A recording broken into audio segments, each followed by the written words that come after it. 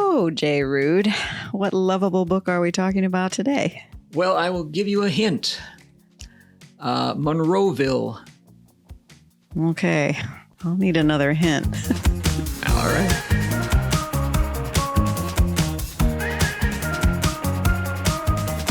Welcome to Between the Covers, where each episode we talk about another lovable book in the English language with the love of my life, author Jay Ruud. He is the author of the Robin Hood Mystery series. This is Ghoul of Sherwood, but he also has Treasure of Sherwood, which has just come out. And if you want to start the series at the beginning, you can begin with Sleuth of Sherwood. Or if King Arthur's more your line, he has the Merlin Mystery series as well. He's also a retired English professor and a voracious reader. And I'm here with my lovely wife, Stacey Margaret Jones, author of Mr. Catherine, set in Little Rock, Arkansas. A woman goes missing, but I won't go into that here. Anyway, she is a college instructor of English and of creative writing and a voracious reader her own self. All right. Well, I hope I'm not embarrassed again like I was last time with Brave New World when I had just read that book and didn't get it from the hint. So give me another hint. All right. Okay, Monroeville. Okay, Calpurnia. Oh, To Kill a Mockingbird. To Kill a Mockingbird it is. Awesome. Calpurnia. Oh, my goodness. She is a saint. All right. So we're talking about To Kill a Mockingbird by Harper Lee. Harper Lee. And when did it come out? 1960. Okay. So in fact, we are recording this on July 11th. To Kill a Mockingbird was published on July 11th, 1960. No way. Well, it's To Kill a Mockingbird Day. It's To Kill a Mockingbird Day. So let's kill that mockingbird. All right. So why don't you give us the down and dirty plot or down and dirty summary of the book?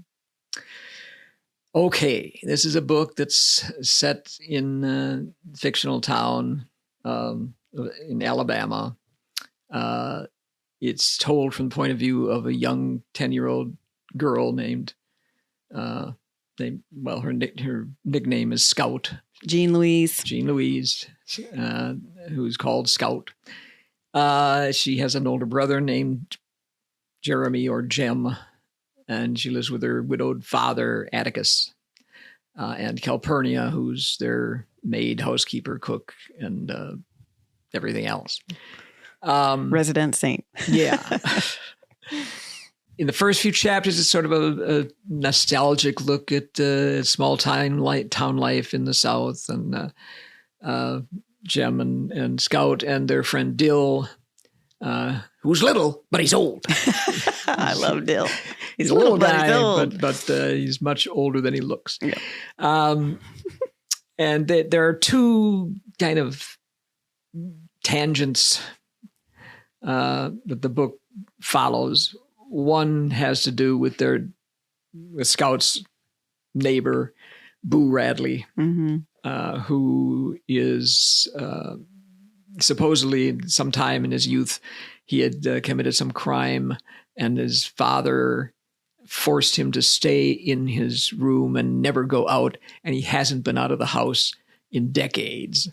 And Jem and Scout and Dill are all curious about him, a little afraid that he might be sort of the bogeyman.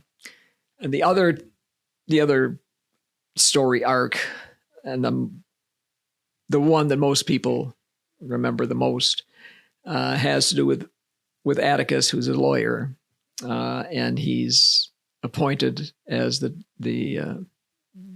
be the lawyer for the defendant in a rape case. Tom Robinson is a black man who's been accused of raping and beating up a white girl named Emmylou Ewell, I think is the name, if I remember right. It's not Emmylou, but it's Ewell is her last name. Anyway. Mayella. Okay, that is right. And so he defends him as best he can, and gets a lot of pushback from everybody in town, every white person in town, who none of them think, even the better ones don't think he should be defending this black boy. So who else loves this book? What other lists? Everybody loves this book. In fact, let me tell you, this is on the Time magazine's list of the greatest books in English since 1923, which was the year the Time magazine was created. So it's on that list. It's on the Observer's list of the best world novels. It's on the Guardian's list of the best novels in English. It was on the Penguin Classics list of favorite novels voted on by their readers. Its popularity seems to just be growing. In 2006, Great Britain's Museum, Libraries, and Archives Council did a World Book Day, and they polled all the librarians in the United Kingdom to answer the question, which book should every adult read before they die? And the number one book was To Kill a Mockingbird. In the UK? In the UK. Wow. The number two book was the Bible. Goodness. In 2018, PBS conducted a survey called The Great American Read, in which members of the public voted on America's favorite book. And the number one book was To Kill a Mockingbird. And even more recently, in 2021, to mark the 125th anniversary of the publication of the New York Times Book Review, the New York Times invited readers to vote for the best book published in the last 125 years. And after receiving more than 200,000 votes from across the country and from 61 foreign countries, the number one book was To Kill a Mockingbird. Wow. So when I say everybody loves this book, a lot of people love this book. I'm not kidding. Well, in the interest of full disclosure, this is also a book we've read aloud very recently. So it is. It was a reread for both of us, right? You'd read it before, and I had read it, but I hadn't read it since I was probably 22, 23. I hadn't read it since I was 15. Yeah, so longer. So that's been a while. And I want to say that reading the book, if you've seen the movie, don't think you've read the book. I mean, the movie is a good translation of what is movieable from the book, right? But there's so much in the book that I completely forgot about because I think I was remembering the book based on the movie, right? Yeah. Like the movie took over my memories of the book. So it'll be interesting to talk to you about it today because of what's, just the beautiful aspects, the really touching, and just how she captures that life. It's so just rich and evocative. Well, interesting that you mentioned the movie. The movie came out in 1962, so it was right after the book. Oh, that they quickly. started making it basically right after the book won the Pulitzer Prize in 1961. And it was nominated for 8 Academy Awards in 1962. Now, 1962 was the year that Lawrence of Arabia was made. So it didn't win all that many. It did win 3 Academy Awards, which is pretty impressive against the competition. And Gregory Peck, who plays Atticus Finch, won the Best Actor Oscar over Peter O'Toole. Who in fact never won an Oscar, though he was nominated 8 times. But that's a different story. That's a different podcast. But the fact is, anybody who has seen the movie will never read the book without picturing Gregory Peck as Atticus Finch. It can't be done. I mean, he's that much identified with the role. And Harper Lee loved the movie. Oh, okay. And she loved it so much she gave Gregory Peck her father's watch. Oh my goodness. And Atticus in the book is based on her father, who was a lawyer. Well, it's probably not as autobiographical as like the Little House books. No. But it is based on her. I mean, Dill is based on Truman Capote. Wasn't Truman Capote the kind of inspiration for the character of Dill? Yeah. He was her best friend growing up. In fact, the year that she published To Kill a Mockingbird, 1960, she spent most of that year with Truman Capote researching his book. In Cold Blood. In Cold Blood, yeah. Yeah, I knew she did a lot of work on that. They were kind of parallel. Yeah. But the movie, of course, doesn't get into Scout as much. Right. Because she's the one who tells the story in the book. And that's one thing I think that Harper Lee does exceptionally well is, you know, if you're telling a story about yourself, even if it's based on yourself or a child, but you're an adult, it's very hard to really get an authentic child's viewpoint because you can't unknow what you know as an adult, right? Mm-hmm. And I think that's something that she does really well, that she really does tell it from Scout's point of view, and Scout's point of view is limited. I mean, that's part of the magic of the book, that, you know, Scout kind of awakens to things and the reader gets to awaken to them as well. And it isn't told from this great height, right? It's like you live with Scout, you run around barefoot and wait for Dill to come every summer. And, you know, you wonder about Boo Radley and you're scared of him, but you can't stop thinking about him. And I mean, it's really, really well done. And then, you dare each other go up and touch the house that Boo lives in. And then when Boo starts, or someone starts leaving presents in the tree in front of his house for the kids, you know it's Boo Radley. I know. And He's they so aren't quite sure. He's so pitiable. It just makes me tear up because it's just such a broken character. And yet I think in Harper Lee's hands, she loves him, right? Like you can tell when a writer loves their characters in that way. And Harper Lee loves Boo. This thing about Scout's point of view, sometimes Jem will see something that she doesn't. And so that kind of comes into the book. Yeah, he explains. She's kind of learning that way. Or Atticus will tell her something about Boo Radley. And it does, even though, I mean, I didn't grow up in a small town in the South. And when I was very little, I lived in a city. But it still evokes those childhood, because we could fall out of our house and there were kids both places we lived growing up. And I just remember spending all these, you just left the house and played outside with your friends all day and rode bikes around and went to the parks and then you built up these mythologies around things, right? Like there were these abandoned buildings little sheds near where we lived in De Smet, and we just had all these kind of stories about them and would play there and, created these worlds for ourselves.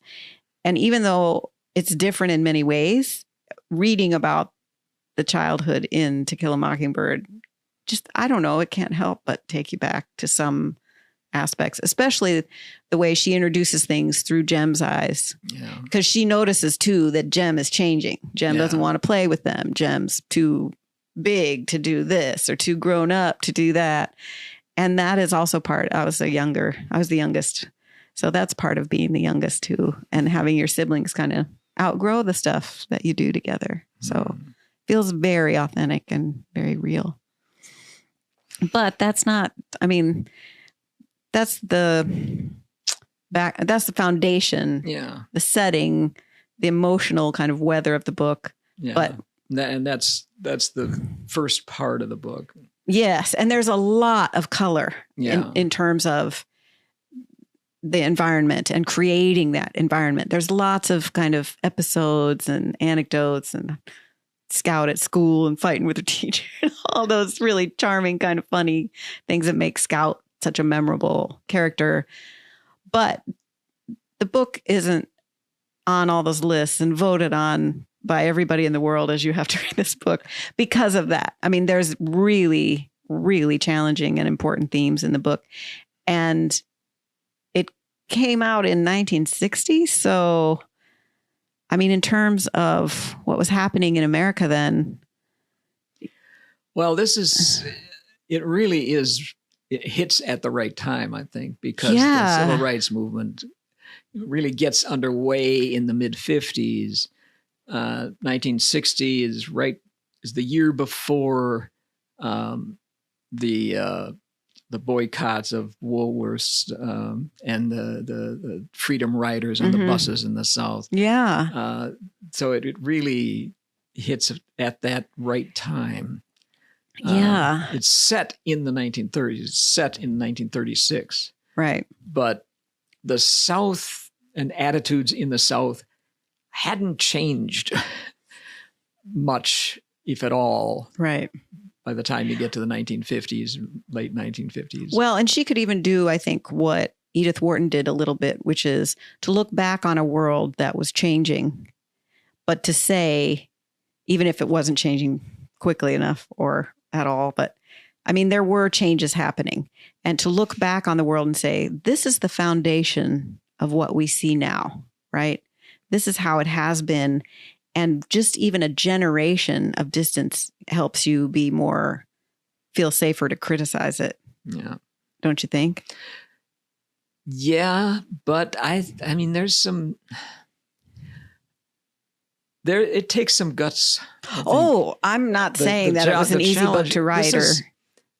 There are a lot of cases that the Tom Robinson case may have been suggested by. One that actually occurred when she was 10 years old in 1936. But it's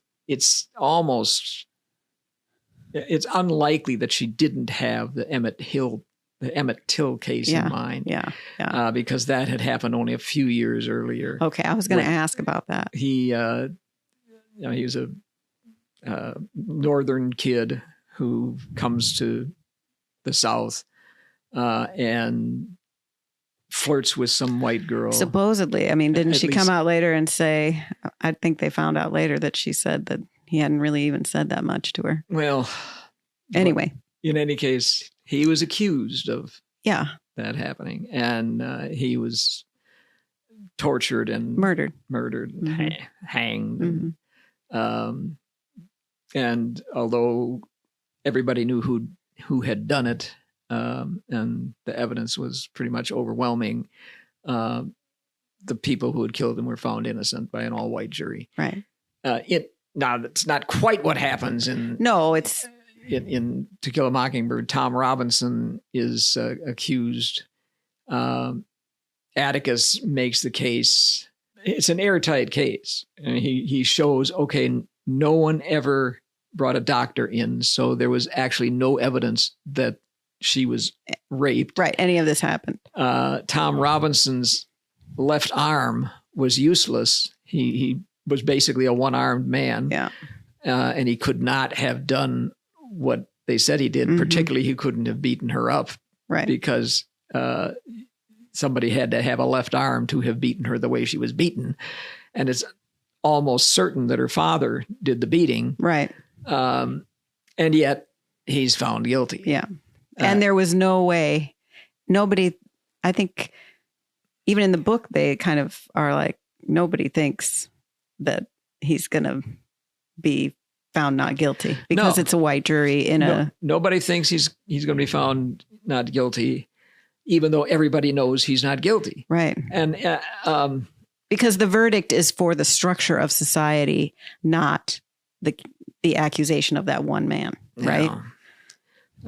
And so, I mean, Atticus tells him that we've got a really good chance to win this on appeal, but don't talk too much. I'm not going to take lots of things happen after the verdict that I won't get into, but that cause havoc. But one thing that happens is that although Atticus is not surprised at all, Jem is really upset about this miscarriage of justice. He and Scout have gone to the trial. They couldn't find any place to sit on the ground floor and had to go up into the balcony where all the black people were. Mm-hmm. And they stay with they sit by the pastor from Calpurnia's church. Right. Whom they've met. Yeah. Yeah. But Jem is just terribly upset about this. And there's a discussion about what,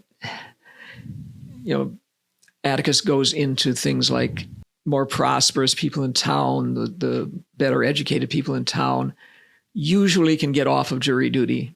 So it's usually, the country people, the country folk that come in and are on the jury. Also, there's a law in Alabama that women cannot serve on jury. I know. So there's no women on the jury. It took a long time for women to be able to serve on juries in the United States. Yes. And this is what Atticus talks about. And this is something that I find interesting. Atticus is sort of the voice of reason. He's the voice of saintliness, the voice of the man who does his what he duty says. And what he lives his values. He does. But he never mentions the most obvious problem, that it's an all-white jury. That here's a black man who's supposed to have a trial by a jury of his peers, and the peers are all white crackers, basically. And I think that shows you that either Harper Lee is making a point that this is just so accepted that there's never going to be any black people on a jury in Alabama, or it was so accepted by Harper Lee that she didn't even think to have the character mention it. Yeah, that's what I wonder, because it's so obvious and it never gets mentioned. Right. So. Yeah, I mean, they recently had a case, I think it was Alabama, where somebody was tried 6 times for triple murder, triple homicide, and the local prosecuting attorney just kept it was a man who was black who was accused, and he just kept kicking black people off the juries. So, I mean, that was, within the past 10 or 20 years. Yeah. So it's interesting. Yeah. So it isn't like this has all gone away. Right. Well, and I think that's an important thing, is that I think that's one of the reasons that I love the book, is that, whatever parental relationships you have, Atticus can be your dad, right? Like, you can say, this fictional character is a father figure to me because he makes hard choices, because he plays the long game, right? He says in the book several times, I can't do this. If I don't do this, I cannot go home to my children, because I will not be doing what I tell them to do. I have to do this. And it's things that people don't want to do. They even talk about how they chose him to defend Tom Robinson because he was the only one who might win. Who might actually try to win. Who would try. Somebody has to be appointed, but it could just be somebody who phone it in and get the verdict they all know was coming, but he tried. Yeah. Right. And he does some courageous things that Scout doesn't completely understand. Because there's a lynch mob in front of the jail at one point. A literal lynch mob. A literal lynch mob. And the only one there standing between them and the prisoner is Atticus. Yeah. But Jem and Scout and Dill go down there to see what's going on. And Scout is kind of this innocent little girl, and she sees one of the guys in the mob, he's the father of one of the kids she goes to school with. That they invited home for lunch because he didn't have lunch with him because he was too poor. And also he has been a client, Right. So she knew him. Who didn't have money to pay, and so paid in kind, in some sort of crop that they trade. So she goes up to him in the middle of this lynch mob and says, "Hi, Mr. So and so. How are you? How's your son? I haven't seen him lately." And diffuses. Yeah, and the guy is so embarrassed at being where he is and doing what he's doing that he just kind of turns around and leaves, and when he does, everybody else does. Yeah, they can't answer for what they're going to do to an innocent, right? They have no justification for it. If they have to explain it to her, they can't. Yeah. And he's been singled out as an individual. And right, the mob. And so the mob mentality kind of goes away. Falls apart. Yeah. But also, I think that moment is interesting because it's also something that happens in the book, is that she sees him as a person, right? And worthy of respect. Even though at that moment he's a threat to her father, she acknowledges him respectfully. Hey, how you doing? Not like, you get out. How could you do that? Yeah. She's, oh, I know you. And okay, I see you. Right. And so it does take, the mob falls apart with that, but also it's the respect of the individual, which Atticus pays to the defendant, the accused. He sees him as the individual he is, which is why he's able to try the case, because he doesn't lump him with the way the community sees people. So that's fascinating. So what are some reasons people might not love this book? Because people challenge this book a lot. Yes, they do. It's another one of those books that's often taught in high school and middle school, and it often gets attacks. And it's come under criticism, particularly by Black readers in recent years. Well, I'll say that reading it aloud was challenging because some of the language that, the N word is used 48 times in the book. It felt like more. It just felt really. And even though, Atticus tells Scout, never use that word. But it's a realistic depiction of how people talked at the time. I can see why. As a teacher, I can see why I would have trouble standing in front of a class. Oh, yeah. Discussing that book. Yeah. Like, it is so sensitive and so explosive. Yeah. I think. But what... And another reason is Atticus is a white savior figure. Yeah. And so, not that Tom Robinson wouldn't be able to get himself out of this himself, but that kind of a story is I can see has been told a lot, and in some ways is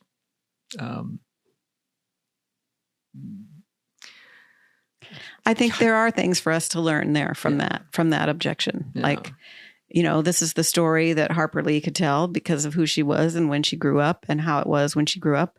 But we have new stories now too, right? Yeah. That continue the conversation in ways it needs to be continued.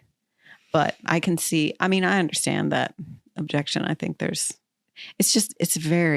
a lot of sensitive, obviously, aspects to the book. Yeah. It's about very challenging topics. Yeah.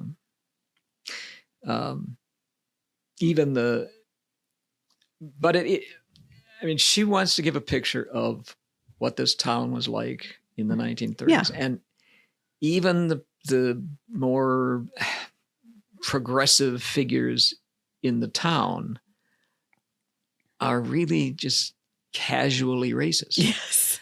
They will casually use the N word. Yeah, they do. In regular conversation. And they don't even realize what they're doing sometimes. Not that there's a scene, she pokes fun at some of these people that aren't major characters or anything, but you mean Harper Lee does? Yeah, yeah. That happen to be in this town. There's the Aunt Alexandra, who she attends this meeting. This women's meeting. It was the women's meeting. Yeah, it's a women's meeting about missionary. It's a missionary society, and they worry about the poor Maruna tribe in Africa, and the way they live. They're so poor, and they have all these needs. So we really need to help those people. But they have nothing but contempt for the black people who live in their own community. Yeah. And they don't. One of the women says, we can educate them till we're blue in the face. We can try till we drop to make Christians out of them, but there's no lady safe in her bed these nights. Yeah. And this is kind of a response to the Tom Robinson thing. Right. And then there's no acknowledgement of the society that they have, even if they didn't create it, they certainly help sustain it. Yeah. That makes Tom Robinson utterly powerless from the moment he is accused. Yeah. And there's no right. Like, it's easy. We can care about these people over there, and the people around us, we're still going to make sure that they know their place. The teacher. There's in Scout's classroom, Miss Gates. Yeah. This is in 1936. Miss Gates is talking to her class about the status of Jews in Hitler's Germany. Yeah. And one of the students makes the comment that the persecution of Jews is irrational because Jews are white. And Miss Gates only responds that the persecution of the Jews is one of the most terrible stories in history. It doesn't even occur to her that the unspoken implication in the student's question is that persecuting non-whites is perfectly rational. Exactly. It sends shivers down your spine when you read that kind of thing. Yeah. And it's all over the book. And that is really something that Lee is expert at as well. She doesn't hit you over the head with it, but it's right. She makes sure you can see it if you're looking, So, where do we rank this book? Our ranking so far, pretty soon I'll have to have note cards, but right now I can remember. Number 1 is Catch-22. Number 2, or Catch-22 by Joseph Heller. Number 2 is Jane Austen's Pride and Prejudice. Number 3 is Brave New World by Aldous Huxley. So where are we going to put To Kill a Mockingbird on our list of most lovable books in the English language? I'm going to put it between Brave New World and Pride and Prejudice. Wow, interesting. Okay. With all those accolades, you're such a rebel. I'm a rebel. I know what I like. All right. This is my list. I know. So it's books that are lovable, but the particular place that I love them is that's fine. Purely subjective. Perfect. Well, we're gonna by the end we'll give readers a list in order. They can read starting with the 100th most lovable, or they can start at the top just in case they don't finish and they don't want to miss the best ones. No, there you go. All right. So is it time now for Chaos Reader? It is time for Chaos Reader. So I actually mentioned this, the Little House books. Speaking of sensitive books, we're reading The Long Winter from Laura Ingalls Wilder's Little House series. We're reading this book aloud because you had never read them, which shocked me because I grew up in DeSmet, South Dakota, which is the setting for many of the Little House, Little Town books. And you were a tour guide. I was a tour guide at at the homes, and grew up in the town. And this is my favorite Little House book because it's about one of my favorite things, which is winter. But it's also great because they move into town, and it is about the town I grew up in. And Laura Ingalls Wilder fictionalized her childhood, right? This is not an autobiography. These are children's novels. right? Based on things that happened to her. The characters are the names of her family. Things happened, but they are fiction. So you can't assume that anything in them happened the way, it's in the book. But it's probably closer to right reality than, say, To Kill a Mockingbird Maybe, is. yes. But she does mention somebody in here that the Sherwoods, and my mom's best friend in De Smet was Phyllis Sherwood Bell. And so it's really cool to me as someone who lived there to hear about these places and then hear those names like, oh my gosh, those are the ancestors of my friends and the people I grew up with. But I can't wait for this. We're about 100 pages in, and I love this book because of the winter. It's very dramatic, and I just love it. That will be on your list of your 100. I don't know. I mean, obviously there are issues with the books, the Little House books, because of the treatment of the Native people. And it should be something that people think about before they share them with children. But I really love it. So that's what's happening with Chaos Reader. Okay. Oh, you know what we never did? What? We never talked about the title, To Kill a Mockingbird. Oh, well, let's revisit that before we wind it up for today. Atticus gives Jem an air rifle. And he says, you can shoot all the blue jays you want with it, but don't shoot any mockingbirds because it's a sin to kill a mockingbird. And the reason that it's a sin to kill a mockingbird is that all they do is sing. They don't bother anybody. There are at least 2 mockingbirds in the book. Mm-hmm. There's Tom Robinson and there's Boo Radley. Right. They don't bother anybody. They don't bother anybody, and it's a sin to shoot them. Yeah. It is. Well, it's a beautiful book. Well, that concludes our episode on To Kill a Mockingbird. I'm glad I guessed it since we just finished. Like, subscribe, and you can find links to our books in the show notes, the liner notes. And we'll see you here next time. Between the covers. Between the covers.